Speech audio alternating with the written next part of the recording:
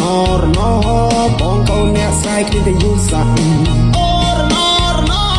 នាងប្រឹងតាមស្នេហ៍តែណាមានប្រាក់អោក្រមុំមុំបងអើយពេលនេះក្រានត្រូវមិនកំមុំមងទៀតទេរាប់ឆ្នាំរាប់ខែទៅហើយបរងចាំចម្លើយតែអូនបែរជាយកគេនាងឡើងចូលដល់ដីថ្មីក៏ខំចិត្តស្រីចង់បានហើយក៏បានដែរខ្វល់ពីសុខទុក្ខបងได้ចាំត្រុកអស់នឹងផ្លេចហើយសុខស្រែរ